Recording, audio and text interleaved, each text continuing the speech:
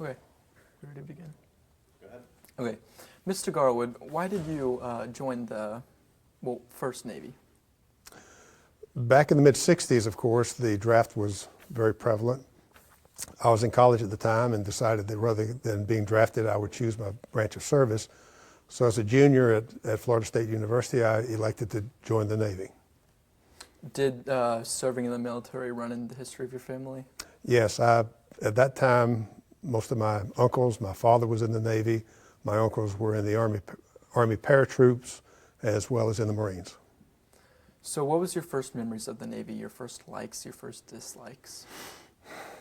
First likes of the Navy. Well, it was pretty much of a shock effect to come from civilian life into the military life. For me, it was arriving in Newport, Rhode Island for a Navy OCS in January with 6 feet of snow on the ground coming from Florida. But the Navy was very good in terms of, I would say, accommodations, in terms of its traditions, in terms of basically its training program for officers.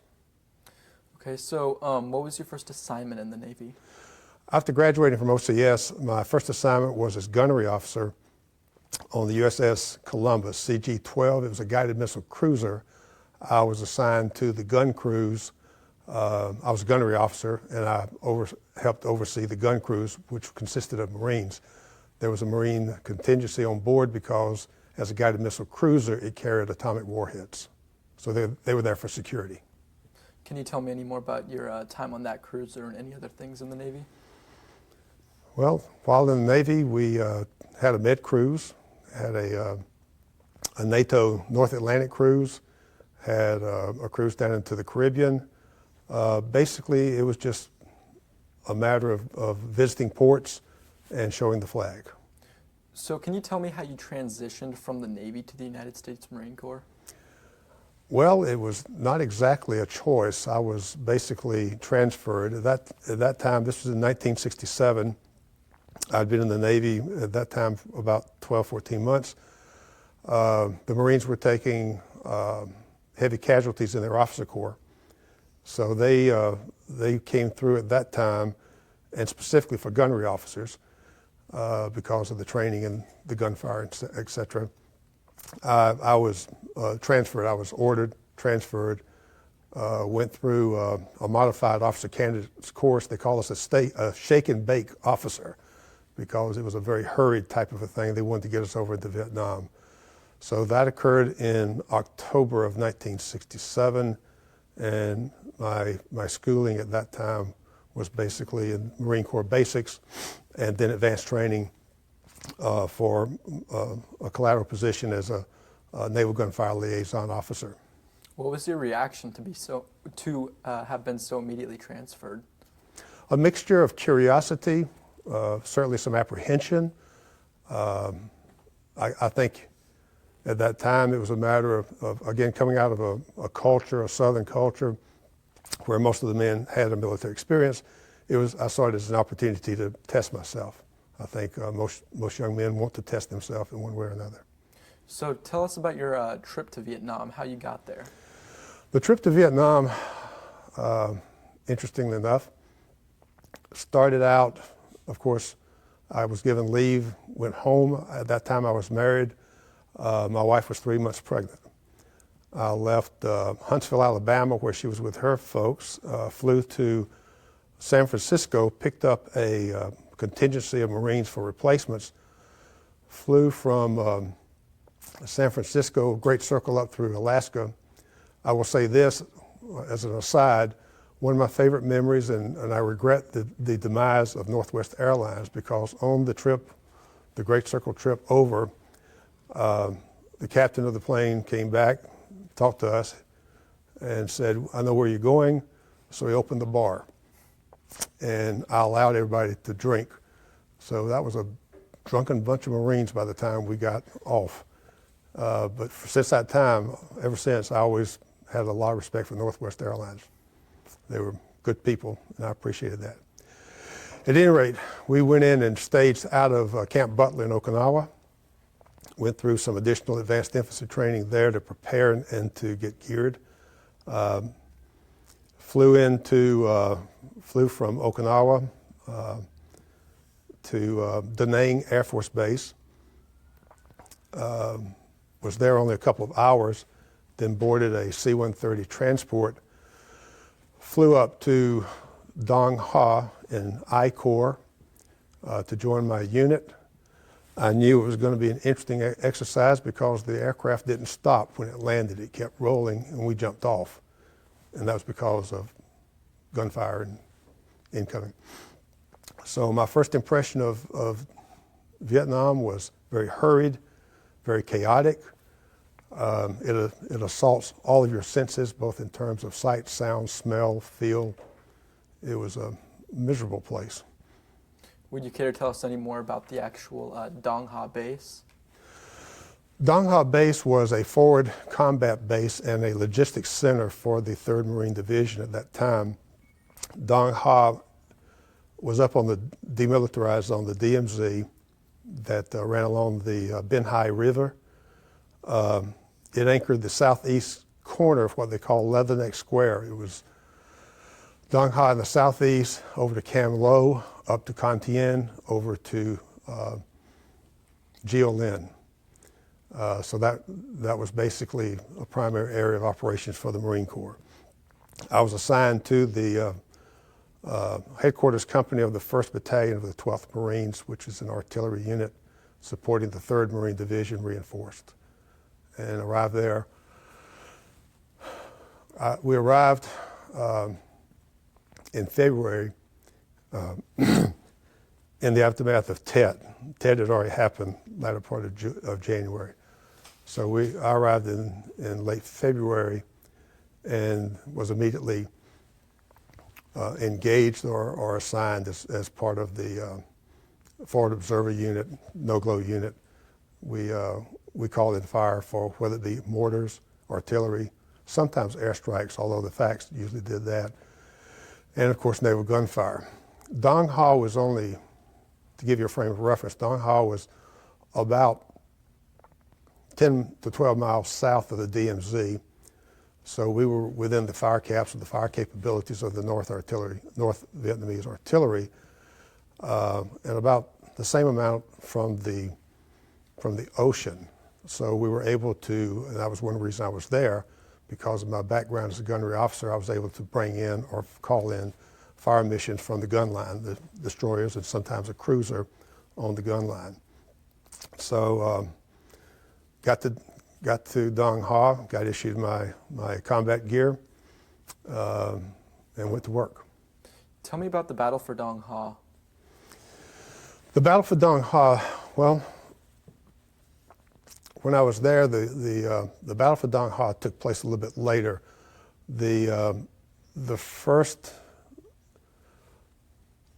immediate thing after Tet, of course, was to push back, because at that time we didn't know what was happening, but the fear was that there was going to be an invasion down from the north into the south. So we were there to basically be a tripwire. We didn't have enough people to really stop them, but we could certainly aggravate them before they went any further south. So after Tet, there was, of course, as part of Tet, there was the Khe Sanh encirclement and siege. So among the things that I was involved with was Operation Pegasus, which was the relief operation for Khe Sanh, and that was to go out and recapture Route 9. Dong Ha sits at the intersection of Route 1, back then it was Route 1 going north-south, and Route 9 that goes east-west, Khe Sanh being at the far end of Route 9. So one of the immediate priorities was basically to cover our flanks as we went out to relieve Khe Sanh. It was called Operation Pegasus. It was done in conjunction with the 1st Air Cav. After Operation Pegasus, which ended up, that went from about January, February until April or May, then it quieted down, and then we went into what we call mini-Tet, starting around late spring, early summer of 1968. the North Vietnamese did start to intrude, this time on the eastern coast down through what's called the Napoleon Salient. It was the 320th Division of the NVA. And the purpose was to basically either encircle or bypass or destroy Dong Ha. Part of that battle was also Day Do, we never could pronounce the words, which was north of the Qua Viet River. The Qua Viet River came in from the Tonkin Gulf. It was our main route of supplies for Dong Ha. So from about February until October, it was a continuous battle. I mean, we just basically, we didn't know what we were in, but it was basically going from one engagement to another with what I call intermittent bouts of pure boredom. So those were the primary battles, but the battle was ongoing. There was not, it's not like an end point and you start here. Can you tell me any specific battles that you remember, any specific points of terror saying, oh my gosh, I'm in the middle of a battle? Yeah. We used to call it a pucker factor, and if your pucker factor went off the scale, that meant that you were in some heat. It's hard to say. It's hard to pick something out. The primary emotions you'll find in, I think, any combat area, aside from the boredom, is going to be anger, anxiety, and fear. Your vocabulary deteriorates down to very basics. And you're angry because somebody's trying to kill you and you can't see them. And that really does tend to piss you off, especially if you got a college degree and you got somebody over there that hasn't even finished grammar school that probably makes a mistake putting in the reading for his mortar and he kills you by mistake. That always bothered me. So the fear came when things got intense and you were in a hot zone or you were coming under fire. You learn very quickly, I talked about the five senses, you learn very quickly to identify sounds. The sound of a mortar has a distinct pop. And you learn to wake up if you hear that because you know you've got about 10 seconds to get into a hole or get into your bunker. So I guess the stress of being where we were was, again, on the front line within the fire capabilities of their artillery, under the infiltration that they did all the time.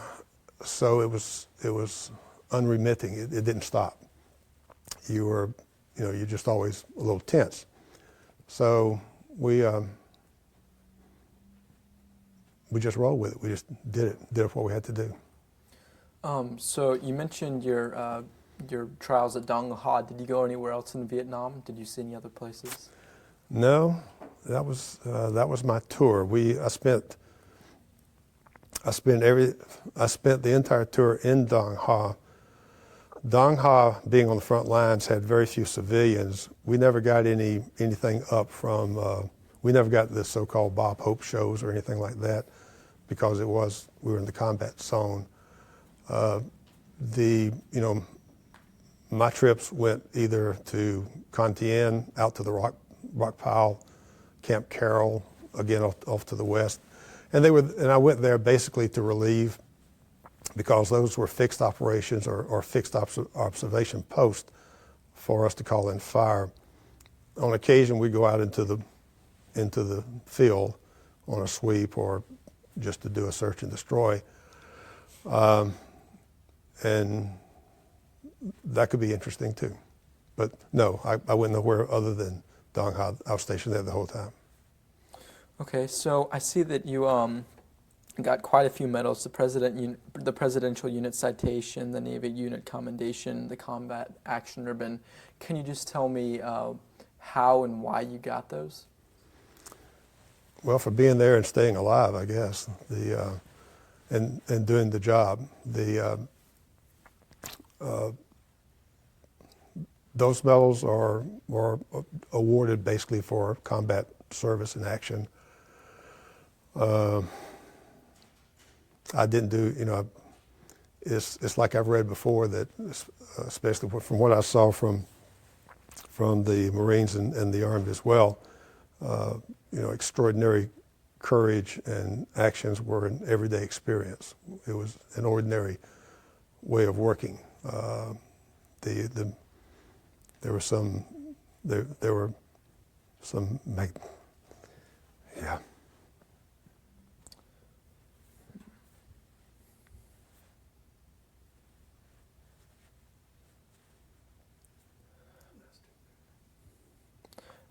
So if you could go back in time to the young Tom Garwood and give any pieces of advice, any warnings, any information to him, what would you give to the younger version of you?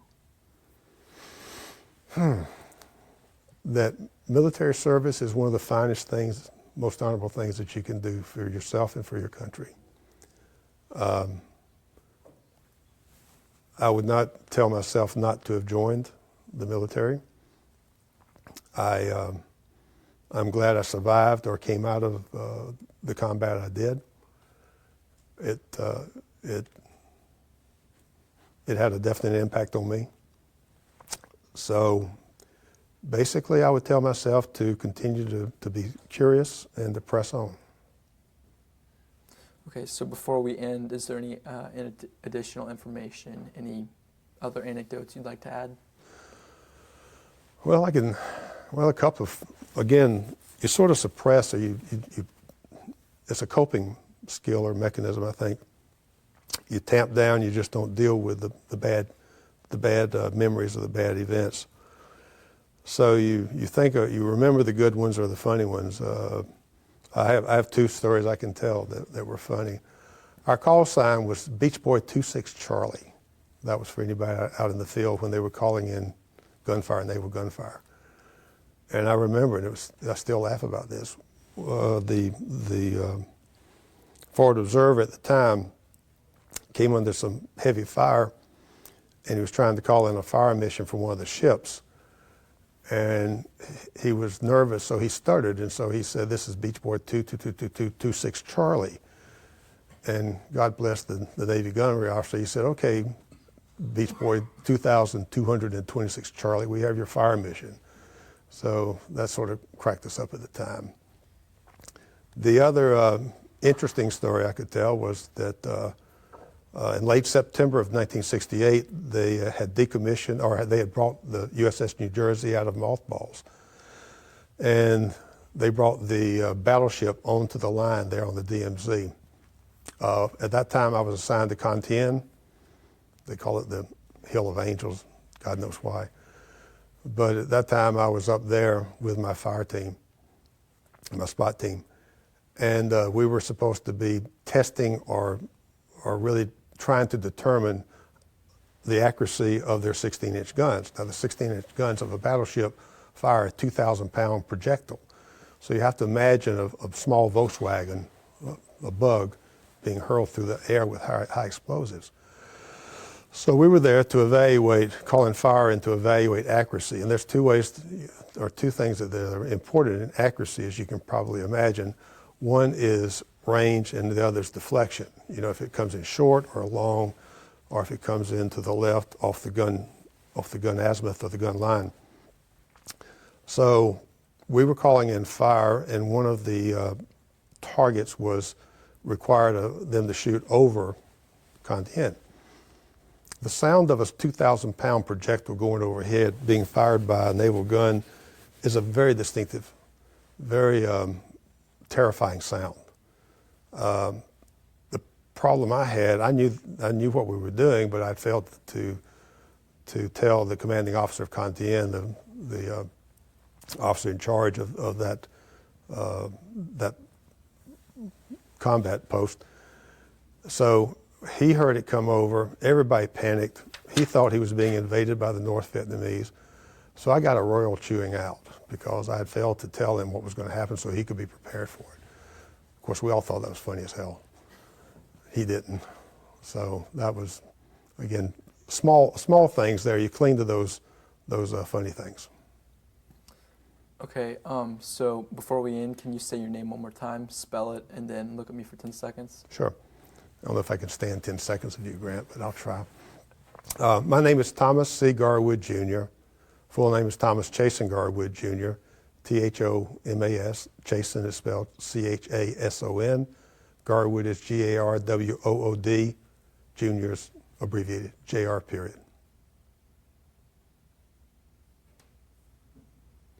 We can smile, can't we? Okay, yeah. All right.